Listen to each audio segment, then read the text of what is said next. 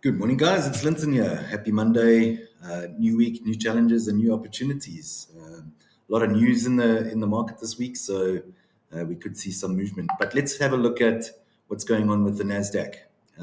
So, as expected, and as I've been saying for the last 2 months, we had this three-wave move complete down to the 50% retracement level, 50% Fibonacci retracement level, which is actually also a 30% correction from all-time highs. They time very close to one another. And exactly what I was expecting to see was a bounce off of this 11,700 level. Whether or not this is the end of the bear moves, we don't know yet. So it doesn't mean that simply because it hit this level and it's bounced, that's it now and it's over. We could still see what is known as a rally within a bear market or a bear market rally, and then a move further down from there. So it's very important that if you did what I did and you got into this trade, that you move your stop loss into a break-even position, or alternatively a very small profit, and wait to see what happens.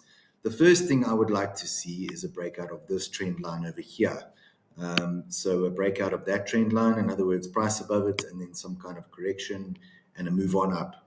The second thing that I would like to see is then for price to break this bigger trend line to the upside as well, and also give us some kind of confirmation that we are then at the end of this bear market.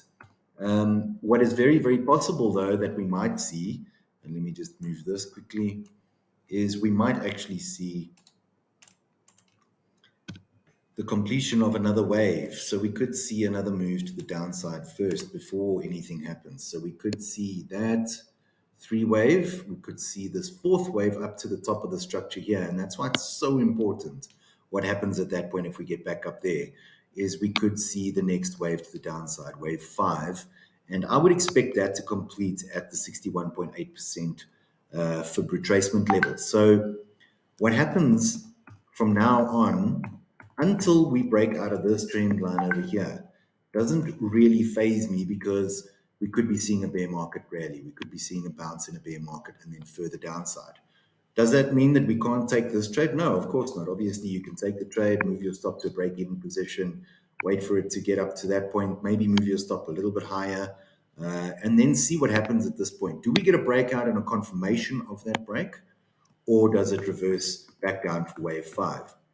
There are a couple of very important levels that I'm going to be keeping my eyes on while this moves. So the first resistance is going to be over there. Second resistance is going to be over there.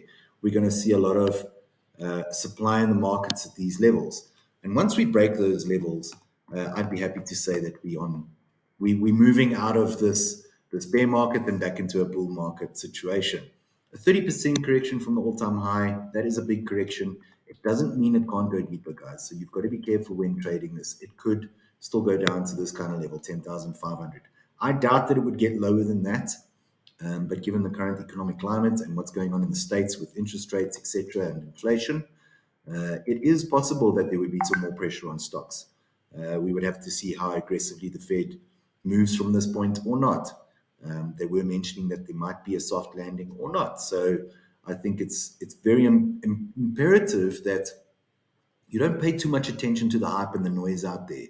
Stick to your analysis, stick what's going on with your charts, and keep your attention on that. I'm looking at this 3-wave, possibly a 4 and a 5 wave, and then I expect us to break 17,000 quite comfortably, and I would expect from that point onwards, 18,000 would be on the cards as well. I still think that we're going to get there before the end of the year. I don't want to put a timestamp on it.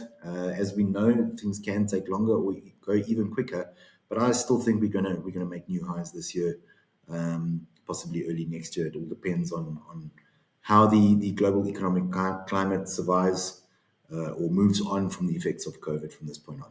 So first thing I want to see, like I said, is a breakout here, a correction, a breakout there, a correction, and then we're on target for new higher highs. Hope that helps with your analysis, guys. Have a great week. Cheers.